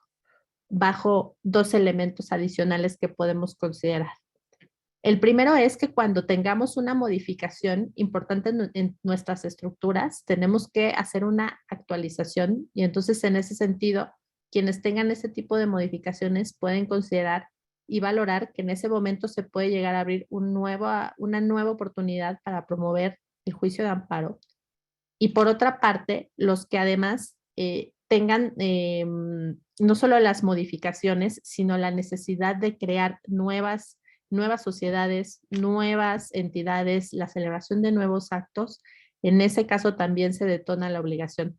Recordemos que como la obligación es por cada persona moral, por cada fideicomitente, por cada fideicomisario, por cada fiduciario, por cada persona que intervenga en una figura jurídica que puede implicar estas obligaciones. Entonces, esta posibilidad de defensa se detona por cada persona que pueda tener esa participación en cualquiera de estos momentos. Esos son, digamos, los caminos que podemos considerar. Y en el tema mismo de los que pueden tener ese interés, tomen en cuenta que no solamente son los corredores o notarios, que son los terceros que por excelencia podemos pensar, porque esos terceros están expresamente dichos en el código, como lo hemos platicado, pero como la norma también habla de cualquier otra persona que intervenga en la formación o celebración de los contratos o los actos, entonces ahí inclusive podríamos cuestionarnos si abogados, contadores, asesores de manera amplia podrían estar obligados a revelar esta información e inclusive si ustedes ven las guías y las recomendaciones de la GAFI parece llevarnos hacia allá, que inclusive asesores independientes pueden llegar a tener esta obligación, entonces no está para descartarse de este tipo de personas. Ahora, ¿qué otros mecanismos de defensa pueden existir? Pues está el juicio de nulidad en el caso en el que se impongan ya materialmente las sanciones, es decir, si el día de mañana ya nos enfrentamos a la multa que nos pretendan imponer o a la conclusión o el acto con el que se resuelva, en ese momento también podemos obtener un medio de defensa. Tenemos también la posibilidad de autocorregir durante facultades de comprobación, como en cualquier auditoría. Se prevé esa facultad de autocorregir, pero va a ser interesante cómo se va a ejecutar, porque a partir de que ya hubiera una facultad de comprobación, un requerimiento, la multa se detonó, ya no hay un cumplimiento espontáneo. Y entonces, si la norma me da derecho a autocorregir, pues lo único que voy a tener es la posibilidad de reducir el importe de la multa, porque vía autocorrección se puede obtener eso, es la consecuencia natural. Y si acudo a un mecanismo de solución de controversias como un acuerdo conclusivo y busco la condonación de la multa y estoy en el supuesto de que tenga derecho a ella, pues también podría ser un mecanismo. Pero en Y esencia, Julia, las perdón, sanciones se van a dar. Adelante. perdón la interrupción, Julia. Creo que con lo que nos platicas, digamos, los medios de defensa más importantes son los dos que nos acabas de señalar, probablemente por el tiempo, porque ya llevamos 1 hora 30 minutos y creo que debemos dejar algo para las preguntas y respuestas. Diríamos, claramente, digamos, son accesibles, como cualquier otro tema de naturaleza fiscal. Tal vez desde nuestro punto de vista no quisiera motivar a nuestro auditorio para que camine por el incumplimiento, porque creo que las sanciones son tan grandes que no vale la pena. Yo diría que el trabajo debería estar más enfocado hacia tratar de hacerlo de forma cabal y solamente en aquellos casos en donde materialmente sea imposible, tratar de documentarlo y acercarse a nosotros, por supuesto si piensan que podemos ayudarlos, para poder establecer las bases de una defensa, ¿no? Pero creo que son de esas cosas en donde hay muchas dudas respecto si el incumplimiento es por todos los accionistas o solamente por uno. ¿Qué pasa si me falta el tipo de sangre y tengo lo demás? Entonces yo creo que hay muchos elementos que alrededor de esto debemos cuidar. Y con eso yo les invitaría mejor a ustedes como panelistas que por qué no atendemos las preguntas que tienen nuestros clientes, porque son algunas muy interesantes y para tratar de llevar esto con el tiempo, a ver si podemos avanzar. Si les parece bien, por ahí en la sección hay dos en el chat y luego las preguntas y respuestas, no sé si a lo mejor alguien como Viviana quisiera empezar a dar algunas respuestas a las preguntas que se plantean y ahí irlo pasando, si les parece bien, Julia, César. Nos pregunta si una persona moral tiene como socios personas morales, ¿no? Y no hay ninguna persona física, y como ya dijimos, tenemos que ir hacia arriba, ¿no? Buscar ahora sí que todo el family tree hasta que aparezca la persona física, ¿no? Otra pregunta, ¿qué pasa con los fideicomisos de pensiones donde los beneficiarios son los empleados, ¿no? Aquí no hay ninguna regla particular y decíamos que eso generaliza el caso de los fideicomisos.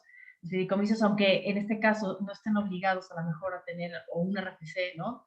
Deberían de ir identificando y cumplir con sus obligaciones. Yo espero que esto se aclare también por parte de la autoridad fiscal, ya sean preguntas y respuestas o reglas de carácter general, ¿no?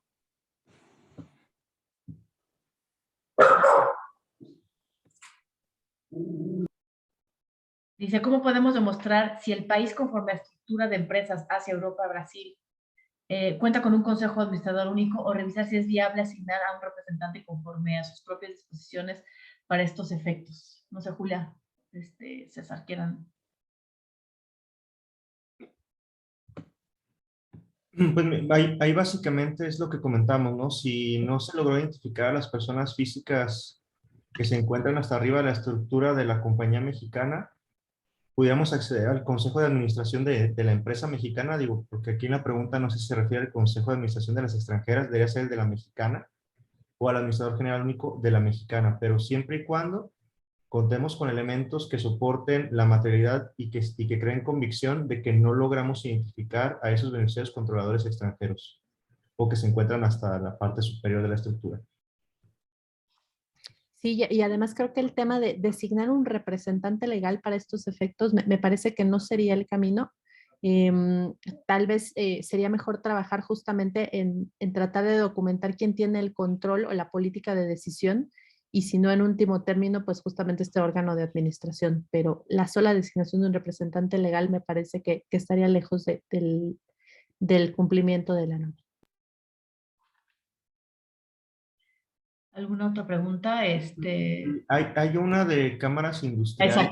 Exactamente. Que de hecho es lo mismo que ocurre con los colegios de contadores, de abogados y demás. Desafortunadamente, como está la obligación, tendrían que identificarse a todos los beneficiarios controladores. O sea, y en ese caso, llegaremos al extremo de cualquier persona que se beneficie con lo que hace la Cámara, que serían pues, los asociados. Técnicamente sería la información de ellos. Aquí, como comento, pues no hay consejo de administración, entonces creo que esa facilidad práctica no se puede llevar a cabo.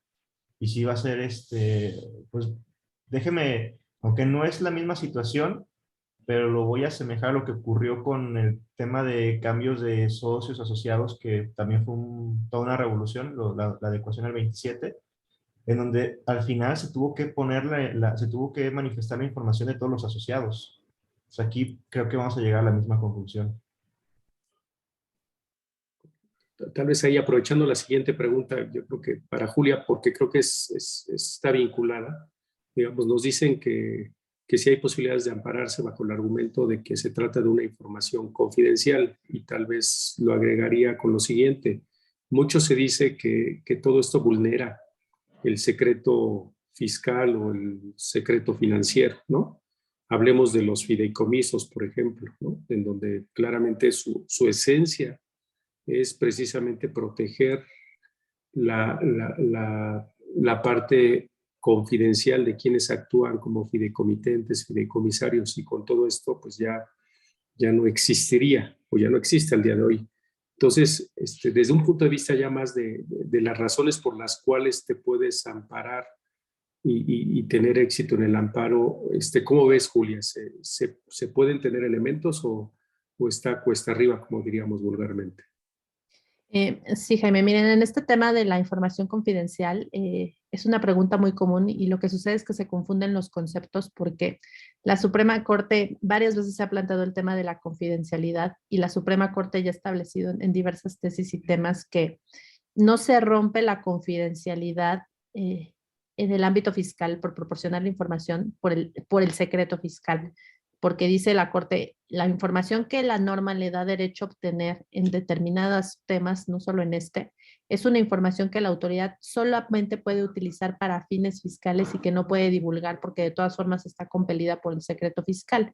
Entonces, inclusive en el tema de las guías y desde la perspectiva internacional, igualmente el tema de la confidencialidad se plantea como una problemática que sí lo es, pero la conclusión a la que se llega es que la confidencialidad de la información no es una barrera para que las autoridades puedan tener acceso a información confiable, fidedigna y actualizada por el objetivo que se persigue, que por una parte primigeniamente es el combate al terrorismo y por otra parte es de manera particular la obtención de información confiable para intercambio de información en fines fiscales. Entonces, lo que les quiero decir con esto es que sí hay posibilidades de ir al medio de defensa a través del juicio de amparo, pero el argumento más fuerte desde mi punto de vista no es que puede contradecir el secreto bursátil o el secreto de empresas privadas porque se mantiene de todas formas el secreto fiscal desde la perspectiva que la autoridad no lo puede utilizar más que para esos temas.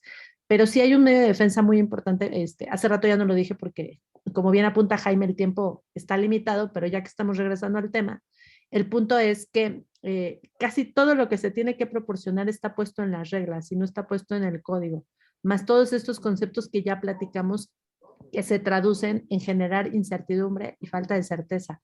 Todos esos elementos me parece que son puntos importantes de los medios de defensa.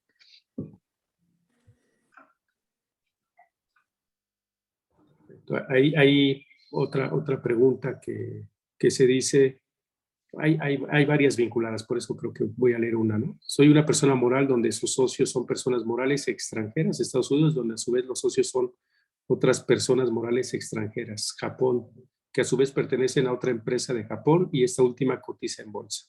¿Qué opinión tienes de un análisis como ese, Viviana? Yo te diría que sí tenemos que seguir toda la cadena, ¿no? Tenemos que seguir la cadena de control, la cadena de tenencia y de propiedad accionaria, aunque estén fuera de México, ¿no? Y si estamos hablando que llegamos a bolsa, y este es un tema muy importante, a lo mejor ahí podríamos tomar el tema de, oye, ¿quién es el consejo de administración? ¿De qué tipo de entidad estamos hablando? Pero no me exime de todas formas de tener toda esta cadena de control. Entonces, yo creo que ese es un tema muy importante y sí tenemos que ver hacia arriba, ¿no? Perdón, y en esa parte, Juli, Viviana, era como lo hemos estado comentando, ¿no? O sea, Sí, no tenemos una facilidad para excluir a compañías que cotizan en bolsa. Ojalá que en lo subsecuente las autoridades fiscales la emitan, sería muy bueno. Tomando como referencia lo que ya ocurre en otras obligaciones que ya referías de FATCA, CRS y demás. sí, claro. Y también vale la pena señalar, o sea, no tenemos que enfocarnos nada más a los socios o accionistas de toda la estructura. O sea, puede ser cualquier persona que no tiene participación accionaria, pero que al final es quien toma las decisiones. Y es toda esta situación de la cadena de control y demás. Entonces sí puede haber personas que pues, de momento no figuren, pero pues si tú le preguntas a todo mundo, pues dicen, oye, pues él es el que al final pues, toma las decisiones, ¿no? A lo mejor, déjeme decirlo en un ejemplo muy, muy burdo. Oye, el socio fundador ya ni siquiera tiene las acciones, las tienen los hijos, el señor va, da las órdenes, todo el mundo cuando lo ve hace lo que él dice, él es el beneficiario controlador, Claro. ¿no? Correcto. Sí, Inclusive hay una pregunta que tiene vínculo, dice, aquellos empleados que reciben el Phantom Shares como parte de su contraprestación también son considerados beneficiarios finales. Esto pues claramente tiene que ver con los planes de acciones, con el stock option, como le llaman los americanos, y lo serían, ¿no? Simplemente van a ser tenedores de acciones y van a recibir beneficios, ¿no? Entonces, o sea, nuevamente, o sea, no distingue la disposición el porcentaje de participación o tu carácter de accionista, ¿no? Yo creo que justamente habrá que tener la información de todos y cada uno de ellos, ¿no? Inclusive en el ejemplo que ponía César está interesante que no nos vayamos con la finta que ya identificó una persona física y ya, porque puede ser que esa persona física a su vez tiene un acto con otra persona física que es a la que le reporta y la que realmente puede obtener el beneficio. Entonces, hasta ese nivel de distinción deberíamos de llegar, ¿no? No es que escale todas las personas morales y seguí subiendo en una cadenita hasta identificar una persona física y ya con eso ya lo logré. Esa persona física tiene que ser la última, no debe de voltearse con otra física que sea la que obtenga el beneficio. Creo que es interesante. Claro, en ese ángulo inclusive no veo una pregunta expresa, pero me parece que todo aquello que apunte a no lograr obtener la información del beneficiario controlador, ya sea por propiedad, que es la primera parte, o por control, que es la segunda, sí caemos en el consejo de administración, ¿no? Y este consejo de administración es el mexicano de la persona moral, ¿no? No es el consejo de administración de la empresa extranjera, porque por aquí en alguna de las preguntas como que se intuye que pueden ser, no es el mexicano. Luego entonces la gran pregunta va a ser si nuestros consejeros o administradores de las empresas no van a necesitar algún tipo de protección porque van a ser vistos como los beneficiarios solo porque participan en la toma de decisiones o manejo administrativo de una empresa sin ser verdaderamente los que obtienen esos beneficios económicos, ¿no?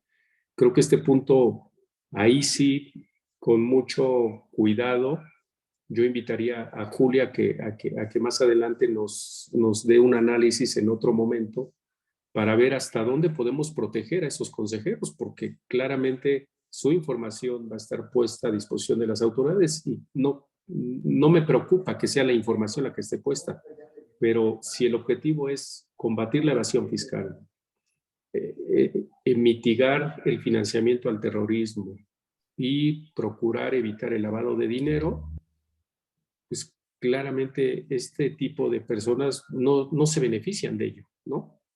Entonces, ¿en dónde está un poquito asumir una responsabilidad de algo que simplemente no les debería corresponder? Creo que esa parte puede ser muy interesante de cara a todos nuestros consejeros que participan en las diferentes empresas, no importa si son públicas, si son privadas, si son grandes o son pequeñas, ¿no? Sí, sí, sin duda tienen un nivel de exposición importante para este tema porque eh, en la definición de control se pueden llegar a ver impactados por el tema de dirigir la administración, la estrategia o hasta las políticas Imagínense a alguien que pueda no tener el cargo de consejero y sin embargo tiene una participación importante en la decisión de las políticas. Entonces, si hay un impacto directo y como bien comentas, es un tema profundo que debe analizarse a detalle para, siendo ellos, digamos, las personas que de primera mano pueden estar expuestas, cuál debe de ser el camino para identificar cómo se debe cumplir esta obligación. Y además también en este caso que comenta Jaime, hay muchos temas, ¿no? Alrededor, ¿no? Si optamos por el tema de, o necesitamos reportar el tema de los consejeros, ¿qué pasa también con toda esta cadena, ¿no? De control o cadena de titularidad? Nadie te exime de que la presentes, ¿no? O sea, si son dos tipos de obligaciones diferentes, te dice tanto el beneficiario controlador, pero también toda esta cadena, ¿no? Entonces yo creo que hay muchos temas que la autoridad debe de estar aclarando, ¿no?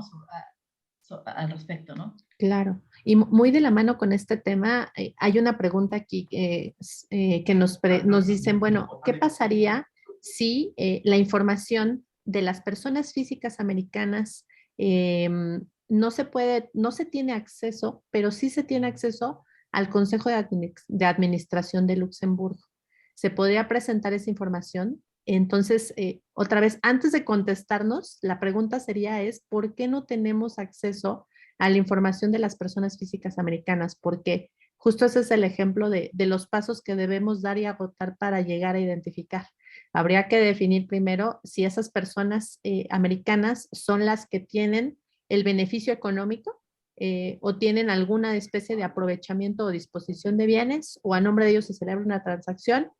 Y entonces, si todo eso no está pasando, habría que ver si ellos son los que imponen las decisiones en el Consejo de Administración o en los órganos reguladores, o si tienen el 15%. Y si todo eso no pasa, entonces habría que voltearse a pensar en el Consejo de Administración en Luxemburgo, pero justamente esos son los detalles que se tienen que ir identificando en el caso por caso para entender por qué no se tiene acceso, ¿no? Y nos ponía otro ejemplo, Selene Carrillo, donde nos dice, bueno, los accionistas de mi empresa son dos sociedades extranjeras, pero a su vez estas sociedades pertenecen a otras extranjeras diferentes. ¿Quién tiene que proporcionar la información? Es estos ejemplos que hemos dicho, ¿no? Hay que seguir subiendo en la cadena, Selene, hasta identificar a una persona física y luego preguntarte si esa persona física es porque tiene el beneficio económico final en alguna manera o porque toma las decisiones hablando de control, y si esa persona a su vez no responde a otra persona física, ¿no? Es más o menos el camino. Sí, tal vez con eso, no sé, es algo que alguno de ustedes tenga que agregar algo más hacia las preguntas que se están planteando. En lo personal, pienso que tienen un común denominador, ¿no? Preocupación por el cumplimiento y dificultad para identificar a quién y qué obtener de ellos, ¿no? Tal vez con esto decir que al menos desde nuestro punto de vista habrá que desarrollar procedimientos muy claros y controles muy estrictos. De hecho, en la firma decirles que ya lo estamos incorporando como parte de nuestros servicios de cumplimiento fiscal, porque tiene una gran porción de ello y que en su momento lo pondremos a disposición de ustedes, o si necesitan algo particular, con mucho gusto, pero nos parece que son tareas que hay que ejecutar de inmediato, porque además es un cumplimiento contemporáneo, como se le dice, que lo debemos tener cada año e irlo actualizando, ¿no? Al grado tal que prácticamente tendríamos que mandarles un cuestionario a los beneficiarios controladores que nos digan si se casaron, si se divorciaron, si heredaron, porque todo esto son motivos de cambio en la información que requieren las reglas, las disposiciones. Entonces, yo me quedaría con eso, si mis panelistas lo ven de la misma forma, para seguir trabajando hacia adelante con este tema que sin duda se ve como muchos otros que llegó para quedarse y que pues no está provocando más que más tareas y preocupaciones en torno a la forma de cómo manejamos los negocios en nuestro país y el alto grado de complejidad y cumplimiento que estamos teniendo día con día. Entonces, pues si me lo permiten, con esto terminamos. Los canales de comunicación están abiertos para cualquier duda adicional que puedan tener. Encantadísimos de poderles ayudar. Y por supuesto que hacia adelante seguiremos hablando de este tema y de algunos otros que ya tenemos en una agenda muy nutrida de webinars para compartir con ustedes, porque creo que estamos retomando un poco las tareas de cuidado que debemos tener en nuestras empresas en un año difícil, con una inflación que está saliendo de control, con un estancamiento económico que naturalmente se ve, y una autoridad fiscal agresiva que no es la novedad, ya llevamos un tiempo con ello, pero que claramente va a buscar cómo le tratamos de contribuir o apoyar para que llegue a sus niveles de recaudación que tanto dice que va a lograr. Entonces, pues por último, agradecerles que hayan participado en viernes. Hicimos una pequeña encuesta hace unos días y recibimos opiniones que les parecía bien que fuera en viernes. Entonces, si nos lo permiten, valoraremos si este día sigue siendo una buena opción. Pero ustedes son los que mandan y nos dan las líneas para poder preparar y presentarles temas como este. Pues muchas gracias a los panelistas y